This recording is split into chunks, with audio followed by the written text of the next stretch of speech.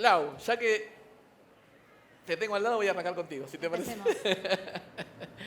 Lau, me gustaría que nos cuentes primero qué es la Asociación de Ética y Compliance y cómo trabajan. Yo la verdad que lo conocí a partir del evento. Estuve investigando, pero quisiera que le cuentes a todo el público presente. Gracias antes que nada por la posibilidad de dar a conocer nuestra asociación, quiénes somos y lo que hacemos. La Asociación Argentina de Ética y Compliance se fundó hace 14 años. Es una asociación sin fines de lucro. Hace 15 años un grupo de personas interesadas en el compliance, cuando no estaba en la agenda de ninguna empresa, cuando era un área prácticamente desconocida, empezamos a explorar estos temas y nos parecieron interesantes. Y bueno, surgió la idea de dar forma a esta asociación. Los primeros tiempos fueron bastante arduos porque éramos muy pocos para trabajar, con muchas ideas y muchos proyectos, pero la verdad que nadie nos escuchaba. En 2013, en conjunto con la Universidad del SEMA, organizamos una certificación internacional en ética y compliance, que hoy en día se ha transformado en el programa de formación de compliance officer más importante del país. Tenemos 2 ediciones anuales, en este caso están cursando 200 personas. Tiene validez internacional porque la asociación es miembro de IFCA, que es la Federación Internacional de Asociaciones de Compliance. Fuimos creciendo a partir de esto y realmente, como muchos de ustedes por ahí saben y otros no, en el año 2018 empezó a tratarse en el país la Ley de Responsabilidad Penal de la Persona Jurídica que se dicta en 2019. Y a partir de ese año sí las empresas empiezan a tomarse compliance como algo en serio. Sumamos muchas manos, Susana acá presente, y muchos colaboradores y expertos, y hoy en día funcionamos con 12 comisiones de estudio, que son ámbitos de encuentro, análisis y estudio de las distintas temáticas que hacen el compliance. Tenemos un club de compliance officer, que es un ámbito de networking y trabajo de todos los egresados de nuestro SEC. Tenemos proyectos especiales, tales como la AES va a la escuela. Vamos a colegios a enseñarle los principios de ética a los chicos de primaria con juegos. Y también participamos en los procesos de formación de normas, en el caso que nos ocupa hoy, de datos personales. El año pasado ingresó al Congreso un proyecto de modificación de la ley vigente y participamos en el debate y en las audiencias públicas. Perfecto, clarísimo, clarísimo. Mati, hace poco leí una nota tuya, que había una frase bastante provocadora, que corregime si la digo bien, que decías en la nota que los datos son el nuevo petróleo, ¿sí? En base a eso, ¿no? ¿Esto que es bueno, es malo? ¿Cómo funciona la extracción de datos? ¿Y qué le dan a ellos? O sea, me gustaría que redondees sobre la idea. Yo leí la nota que me encantó, pero para las personas que no la leyeron, que nos cuentes un poquito más sobre ese concepto. Bien, buenísimo. La verdad que cuando hablo de que el petróleo los datos son el nuevo petróleo, me refiero un poco a lo que el petróleo en su momento en la era industrial fue el motor de la era industrial, ¿no? O sea, fue el que propulsó toda esa era. En la era digital necesitamos datos, evidentemente, para poder impulsarla, propulsarla y para poder desarrollarla. El tema no es tanto el dato en sí, éticamente hablando, sino cómo lo extraemos y para qué lo extraemos. Básicamente, hoy en día, cuando estamos pensando en la extracción de datos, tenemos que tener muy presente el tema de la transparencia de los datos, básicamente anonimizar los datos porque puede tener riesgos que vamos a ver después. Pero también algo que me parece interesante es que tengamos en cuenta de que la inteligencia artificial llegó para quedarse. O sea, de acá no la mueve nadie, no hay marcha atrás. Entonces, teniendo esto presente, uno a veces se siente tentado en decir, bueno, no le entrego los datos, no vamos a darle datos a la inteligencia artificial. Éticamente hablando, eso es tan malo como sacar los datos incorrectamente, porque hoy estuvieron justamente en todo un montón de paneles hablando del sesgo. Si nosotros no le entregamos suficiente información, vamos a tener una inteligencia artificial muy sesgada y que va a trabajar, bastante mal, y encima está en lugares de muchas tomas de decisiones. Entonces, también éticamente hablando, no dar los datos es peligroso. Ahora, ¿para qué se usa? Realmente la inteligencia artificial tiene una particularidad que logra una capilaridad sobre las personas, que no es la generalización de cualquier herramienta. Entonces, la podemos utilizar para educar, la podemos utilizar para salud, para infinidad de buenas intenciones.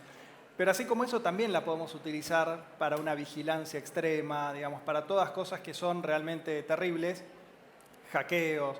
se la utiliza para eso, para hacer fake news, etc.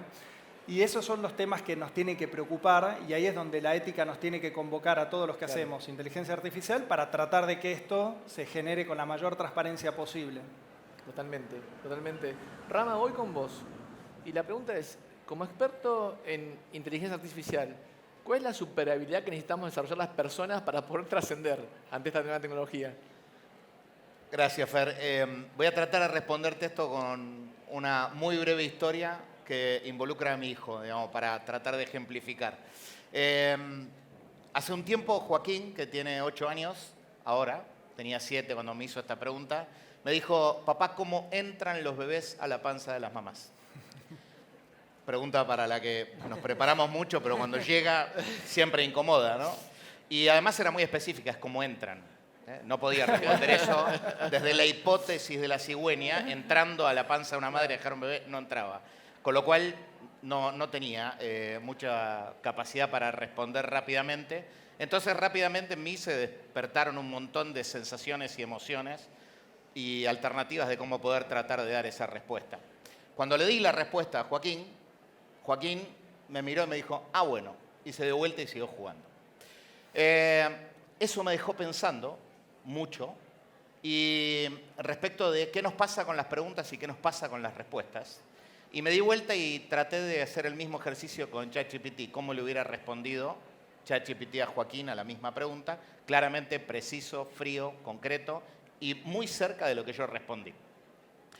Y en ese momento me di cuenta, y fue como muy claro, que nosotros estamos históricamente desarrollados por años de educación y formación para acumular conocimiento y dar respuestas, pero no para ejecutar preguntas.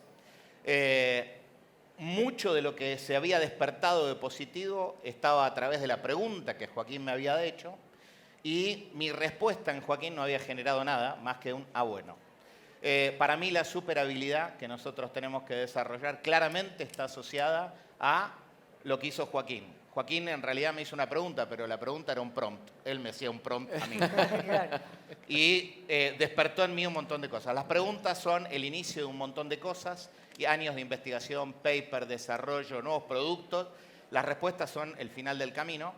Y entonces creo que la superhabilidad que nosotros tenemos que desarrollar es esa que ya viene, innata, con la que nacemos, hacer preguntas, cambiar nuestro mindset, porque si no, el riesgo está en que venimos formados para acumular respuestas y hoy tenemos una tecnología que lo hace más rápido y mejor que nosotros. Entonces estamos concentrados aún en fortalecer nuestra desventaja. La ventaja competitiva va a estar en desarrollar la capacidad de preguntar. De preguntar, coincido.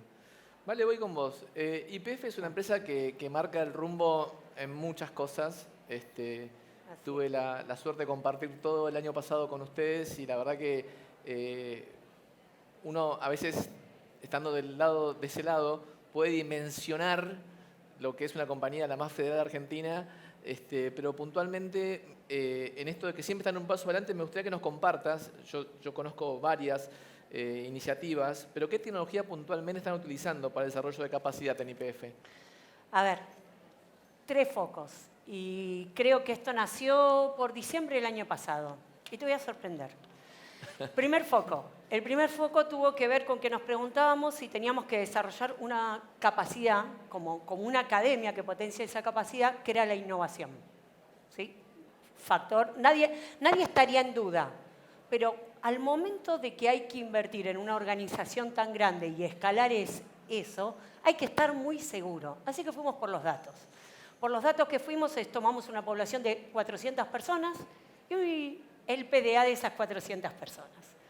Trabajamos con inteligencia artificial, segmentando esos comportamientos, más trayectoria y algunos datos que no quiero comentar de esas personas. Y nos dijo, sí, con seguridad tenés que trabajar en esta población en desarrollar la capacidad de innovación. Pero no fue por un sí o un no, era algo que pensábamos, intuíamos. Pero podíamos sustentar el caso de negocio de la inversión en función a datos, pero no nos detuvimos ahí. Tomamos las habilidades que nos traía PDA y le dijimos en cuál nos teníamos que centrar, con lo cual en HR muchas veces no sabemos Python, pero usó Python, la inteligencia artificial, y me dijo por qué habilidades teníamos que ir y en quiénes. Con lo cual pudimos no solo estar seguros de que había que hacerlo, sino cómo segmentar esa inversión y en qué personas. También, y esto para que hoy estuve escuchando y hablaron bastante de sesgos, le preguntamos si encontraba alguna correlación entre hombres, mujeres, edad, y me dijo ninguna. Con lo cual, por lo menos, entenderíamos que no nos trae un sesgo desde la respuesta ninguna. Esa desde la identificación de qué capacidades tengo que trabajar y en quién. Una segunda, tenemos plataformas de aprendizaje y portales, donde algunos ya tienen inteligencia artificial incluida, con lo cual nos permiten ir armando documentos y demás en base a inteligencia artificial. Y la tercera arista, esto lo descubrimos hace 2 o 3 meses. Es tan nuevo que en 2 o 3 meses cambió nuestra capacidad de producción de cursos. Disminuimos a 1/3 la producción del curso, como elijo acá. Trabajamos en un buen prompt. Fue un poco largo, pero les pedimos que escribieran. Muchas veces pensamos en videos, en series para capacitar. Muy bien, les pedimos que escribiera los guiones. Le tiramos la información, o una información curada por un humano, que la produciera, guión, temario, preguntas, evaluación. La primera vez nos llevó 8 horas, la segunda serie nos llevó 2. Tremenda.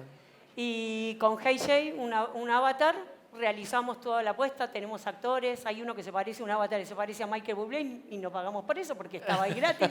Así que estamos próximos a lanzarlo en 15 días. Desde la identificación hasta la apuesta y disponibilización de productos. Es verdad, me sorprendiste, no sabía eso. Bien.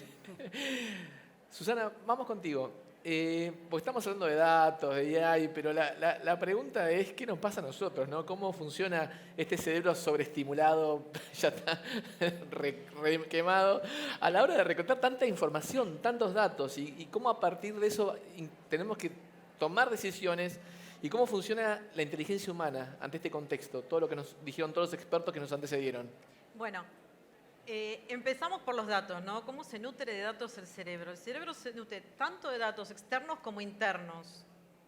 Y eso es importante. Como dice el último libro que leí de Barras, que me encantó, decía, es un órgano que está dentro de una caja, que está a oscuras, y toma decisiones por mí, pero sin tener contacto tanto con el externo ni con lo interior, ¿no? ¿Qué cosa más rara esto de tomar decisiones? Entonces, cuando toma datos, se captan a través de sentidos que son internos, sentidos que son externos. Tengan en cuenta que a veces esos sentidos nos pueden dar datos falsos. ¿Qué es lo que pasa? Que podemos tomar decisiones falsas. Y para tomar decisiones, si bien usamos todos estos datos que estamos capturando del exterior, del interior continuamente, y que el cerebro elija cuáles darle importancia y cuáles no. Ninguno de nosotros tiene en este momento el dato de tengo ropa puesta, arriba de mi piel hay ropa. ¿Por qué? Porque no es importante en este contexto, ¿sí? Entonces el cerebro como que va eligiendo también a qué darle importancia, a qué no. Y cuando hablamos de toma de decisiones, hay un modelo que hay diferentes modelos de toma de decisiones que se estudian, ¿no? Pero hay uno que a mí me gusta, que es el modelo dual, que habla de sistema 1 y sistema 2, porque me parece que es súper claro. Está el libro, yo siempre menciono libros porque me gusta incentivar la lectura, que es Pensar rápido, pensar despacio, de Kahneman, que es muy bueno, muy claro, es grande, eso sí, hay que tener paciencia. Pero, ¿qué nos enseña? Nos enseña que tenemos 2 formas de reaccionar y de tomar decisiones frente al mundo. Una es la rápida, es el sistema 1, es instintivo, es instantáneo. No hay un razonamiento lógico en ese, no estoy pensando.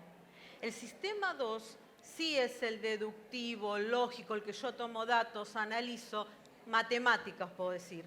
El 1, puedo dar un ejemplo, voy a cruzar la calle, viene un auto a las chapas y yo no voy a frenar para decir, a ver a la velocidad que viene si me impacta o no. Automáticamente me corro para atrás. Es instintivo, supervivencia, es básico. Y aunque no lo creamos, la mayor parte del tiempo funcionamos con ese sistema. Entonces, cuando hablamos de que tomamos decisiones, a mí me interesa evaluar el tema de los sesgos. Los mencionamos todos. Los sesgos son atajos. Por ejemplo, si yo veo una persona que tiene muy desarrollada su musculatura, voy a decir, es deportista. Es automático, no voy a pensar en otra cosa, ¿sí? Los sesgos, hay muchos tipos de sesgos, como se conocen a través del autoconocimiento, Y es importante tenerlos en cuenta para ver por qué estoy decidiendo lo que estoy decidiendo. ¿Sí? Esto del conocerme para conocer a otros, que es tan importante y tan necesario, ¿no? Entonces, me pareció súper importante y le pregunté a ChatGPT y dije, ¿vos tenés sesgos? Sí, me dijo. Claro. Y ahí me enumeró todos los sesgos que ella tenía. Y parte de esos sesgos se relacionan ¿con quién? Con las personas que han generado los algoritmos. Totalmente. Hasta tenemos Entonces, un sesgo que alimenta estos sesgos, que es el sesgo de confirmación. Claro, O sea, claro, es como claro, un bucle. claro, totalmente. Así que bueno, me pareció súper importante eso, ¿no? Claro. Como para trabajar en la charla y pensar en cómo estamos reaccionando ahora, cómo estamos tomando decisiones. Totalmente. Súper importante. Totalmente. Lau, en funciones de regionales, la Argentina puntualmente, ¿cómo estamos en términos de leyes, regulaciones con el uso de datos? Si hay, sí, ¿de qué manera estamos prevenidos? Y creo que nos falta. Yo no sé, decime vos A que sos la ver, experta. Te cuento cómo estamos. Nosotros tenemos una ley de protección de datos personales que data del año 2000. Por lo tanto, tiene unos Obsoleta cuantos mal. años. ¿Sí? Muy obsoleta. En el año 2003, esa ley fue considerada como legislación adecuada por la Unión Europea. ¿Qué quiere decir? Quiere decir que la Unión Europea entendió que nuestro país tenía una legislación asimilable a la de ellos y que entonces podíamos proceder a hacer un intercambio transfronterizo de datos. Ahora, el tiempo pasó. Nosotros seguimos con la misma ley. La Unión Europea dictó una norma muy importante que hoy en día es el parámetro de normativa en materia de datos personales, que es el Reglamento General de Datos Personales. Y además, bueno, las prácticas y la realidad fue cambiando terriblemente. Nuestra ley no sufrió modificaciones hasta ahora. Sí tuvimos una adhesión al convenio 108+, que es un convenio, el único convenio internacional en materia de datos personales, y que trata principalmente el tema de la automatización de datos personales, lo que es importante, es un paso importante. Ahora, en 2018 la Unión Europea empezó un proceso de revisión de nuestra norma a ver si seguía siendo una legislación apta, adecuada. Les comento que los únicos que tenemos declaración en la región de normativa adecuada somos Argentina y Uruguay. Pese a que Brasil está trabajando en inteligencia artificial, incluso Chile está trabajando en neuroderechos. Nosotros venimos rezagados en ese aspecto. Pero bueno, en datos personales seguimos teniendo esa categorización, la confirmó la Unión Europea hace muy poquito, y en realidad se basó en el proyecto de ley de datos personales que ingresó en el Congreso en el año 23, el año pasado. Ese Congreso, esa norma pasó por audiencia pública, siguió con todos los procesos legales, pero en este momento está estancada. Bien. Y no hay visos de que retome. Inteligencia artificial, no tenemos normas. Hay dos proyectos, uno que ingresó el año pasado, otro que ingresó este. Sí tenemos algunas regulaciones, pero son programáticas o más que nada tienen consejos sobre cómo operar con inteligencia artificial. El Ministerio de Justicia sacó un programa que dio inicio en el ámbito de jefatura de gabinete, pero no pasó nada todavía. La agencia, que es la autoridad de aplicación, la API, también sacó una resolución creando un programa, pero tampoco tuvo efectos prácticos. Sí, no distaría de otras disrupciones. Siempre la legislación siempre llega después que la tecnología. Bueno, eso es eso es algo normal en el derecho. Sí. Pasan las cosas y después salimos atrás a regular. Sí es cierto que otros países, como te comentaba, la Unión Europea ya tienen su norma de inteligencia artificial y nosotros venimos, bueno, creo que estamos preocupados por otras cosas. Bien, sí, totalmente. Y Vale, vuelvo a vos. Con todo este contexto que nos dieron de compliance y falta de regulación, ustedes en YPF, ¿qué recaudos o qué cuidados toman al implementar nuevas tecnologías? Muchos. A veces los que estamos adentro decimos demasiados. Claro, ¿Qué pasa eso? Porque, como decía mi abuela, más papista que el papa. Y cada cosa, hay tantos datos, realmente ahí haces minería de datos. Claro. Entonces, desde ese punto de vista, siempre que empezás, como todo lleva un caso de negocio, donde me dice impacto y seguridad de la información. Y casi siempre la parte donde se ralentiza es la seguridad de la información, la que tomamos y la que enviamos de esa información. Por eso yo creo que ahora en los casos de negocio hay un concepto que empieza a dar vuelta, y que en esos canvas que hacemos vamos a tener que agregar IA humanizada, ¿no? Porque todo va a venir con IA. Entonces, la IA está humanizada y eso implica, es como la inteligencia artificial integrada con las personas, pero no para desarrollar las capacidades, sino para potenciarlas, y estamos seguros que es con confiabilidad de la información y con empatía, que es también un concepto que escuché en el anterior panel. Creo que la pregunta en el Canvas es, ¿y la IA que trae está humanizada? Nos la vamos a tener que hacer. Totalmente, totalmente. Y en esta relación, Mati, que vos dijiste que esta relación ya llegó para quedarse. O sea, ya está, ya nos casamos, pusimos el anillo, llegó para quedarse. ¿Quién depende más de quién? ¿Quién necesita más de quién? ¿La IA de la inteligencia humana, viceversa? Es una pregunta Muy complicada. buena. Sí, y en realidad la inteligencia artificial es una herramienta. O sea, no deja de ser, hoy en día, no, por lo menos al estadio que tenemos hoy de inteligencia artificial, no siente, no piensa, no razona, simplemente es un algoritmo muy bien armado y que nos puede dar muy buena información, pero es 100% una herramienta, es como digamos, un taladro nos necesita a nosotros para que lo creemos, pero en realidad nosotros somos los que necesitamos esa herramienta. Lo mismo pasa con la inteligencia artificial. Si hacemos un poco de futurología, nos volamos un poco y decimos, bueno, el día de mañana llegó la computación cuántica, le pudimos dar un montón de conocimientos y tomó una conciencia propia, cosa que realmente falta muchísimo para que algo así hipotéticamente suceda. Yo creo que vendría a ser un poquito más como una relación simbiótica lo que podría suceder. Porque se genera mucho miedo a veces, pero realmente cuando vemos en la naturaleza, en lo que conocemos, digamos, los seres más pensantes, los más inteligentes, suelen ser más retraídos también, no son los más agresivos, digamos. El más agresivo es el león, que tiene garras grandes, colmillos grandes, no es el más inteligente. El delfín no está, digamos, asesinando cosas por el mar, ¿no? Entonces, realmente creo que si llegase ese caso hipotético, yo personalmente creo que sería una relación muy simbiótica. Ahora, hoy estamos lejísimos de eso y realmente es una herramienta. Nosotros la necesitamos a ella. Totalmente, totalmente. Susana, vuelvo con una pregunta que me gustaría que nos digas, ¿no? Que hablemos también del factor humano en todo esto. ¿Qué tenemos que hacer qué tenemos que tener en cuenta para que estas técnicas funcionen? ¿Qué pensás que la IA será humana alguna vez? O sea, esta famosa, no sé, películas que hablan del futuro y esto que alguna vez toma conciencia, que a veces la realidad supera la ficción. A un ingeniero de Google lo echaron porque decía que Lambda estaba viva, ¿viste? O sea, ¿qué va a pasar con todo esto? ¿Qué va a pasar con la IA? La verdad, es un poco hacer futurología. Yo no tengo una respuesta en este momento para decirte qué es lo que va a pasar exactamente. Pero sí me interesa, y yo voy siempre para el lado humano, ¿no? Y para ver qué vamos a hacer nosotros con la IA. ¿Cómo la vamos a aplicar nosotros? Porque cuando yo empecé a estudiar compliance, yo soy médica, haciendo compliance. Fue todo un desafío para mí. Cuando empecé con eso, entré en behavioral. ¿Por qué? Porque dije, si las leyes están, ¿por qué no se cumplen? ¿Qué es lo que pasa en el ser humano que no está cumpliendo esas leyes? Entonces yo veo que hay mucha normativa, que se está hablando de muchos factores éticos, que se habla de regulaciones de la IA, etcétera, etcétera, etcétera. Mi pregunta es, ¿qué va a pasar con el factor humano?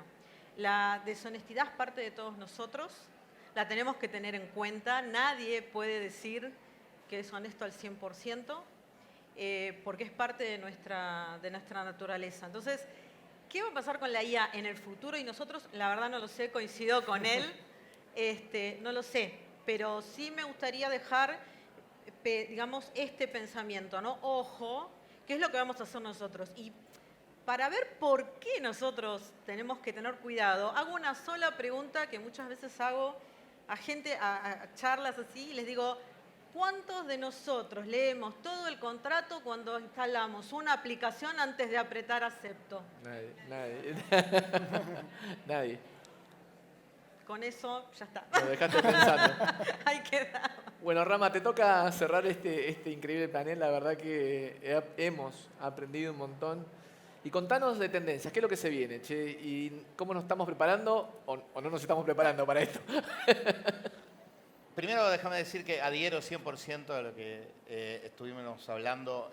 La última frontera en la ética aplicada a los datos es la decisión que nosotros tengamos de cómo vamos a usar los datos. Para mí la pregunta es ¿para qué? Quiero saber lo que quiero saber. Los datos me van a poder contar todo. Seguro que hay espacios en donde la inteligencia artificial y lo que viene hacia adelante, o lo que desde donde yo estoy vemos que viene hacia adelante en gestión de personas, puede nutrir tanto individualmente a personas como a organizaciones. Y ahí hay que trazar una línea, trayendo la ética, que es agregar valor a las personas requiere individualidad y hay que tener ese espacio cuidado. Agregar valor a las organizaciones, desde mi punto de vista y todos los proyectos que he trabajado, no requiere conocer la individualidad. No me sirve de nada saber el riesgo de renuncia de Laura, me sirve entender el contexto que yo tengo que gestionar para reducir en todo mi equipo de trabajo el riesgo de renuncia, no el de Laura. No, mejorar la experiencia del colaborador. En el mundo lo que viene en general y lo que vemos es una muy fuerte integración de la inteligencia artificial para gestionar basado en habilidades. En Europa hay una taxonomía que ya tiene varios años de desarrollo que agrupa todas las ocupaciones de la Unión Europea y todas las habilidades que están integradas en cada una de esas ocupaciones. En Estados Unidos hay otra y donde yo trabajo estamos trabajando en una para Latinoamérica que toma como base la de Europa, que se llama ESCO. Hoy se presentó en la madrugada la versión 1.2. Y estamos haciendo la versión para Latinoamérica, la pueden buscar, se llama Mapa Latam con H, Mapa PH Latam. Es una base de datos disponible, gratuita, abierta, tiene 3.000 ocupaciones, 16.000 habilidades y para las organizaciones lo que permite es identificar cuáles son las rutas de aprendizaje que se pueden construir basado en habilidades. Nosotros de donde venimos en gestión de personas, venimos muy atados a la competencia. La competencia está muy asociada al espacio de trabajo. Un cajero de supermercado es difícil imaginárselo en un rol que no sea cajero de supermercado. Pero si yo te digo que el cajero de supermercado sabe digitar a alta velocidad, que sabe, entonces se te abre una ruta de aprendizaje que podría ser, puede ser data entry. Entonces puede hacer una conversión laboral.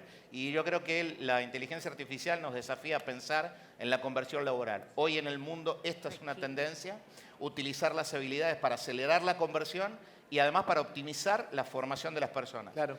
Trabajar en mapas de calor en donde tengo los agujeros de habilidades para desarrollar capacitación. Cada vez más customizado. No en modelos masivos de 3 años de capacitación, sino te capacito en 3 habilidades y estás listo para lo próximo, porque además en un año te voy a tener que volver a capacitar en nuevas habilidades. Eso es lo que viene. A nivel individual, además, tiene un impacto enorme, porque esto, pensado como un bien público, le permite a las personas, por ejemplo, una persona que es chofer, entrar, mirar la ocupación chofer, reconocer todas sus habilidades e identificar cómo esas habilidades en un mapa virtual se conectan con otras ocupaciones y poder trazar su propio camino. Tremendo. Y no sentirse obsoleto. Tremendo. La inteligencia artificial también es la solución a los desafíos que vamos a enfrentar. El tema de empleabilidad, que nos preocupa a todos. Les pido un fuerte aplauso para estos 5 expertos. La verdad que la rompieron. Muchísimas gracias.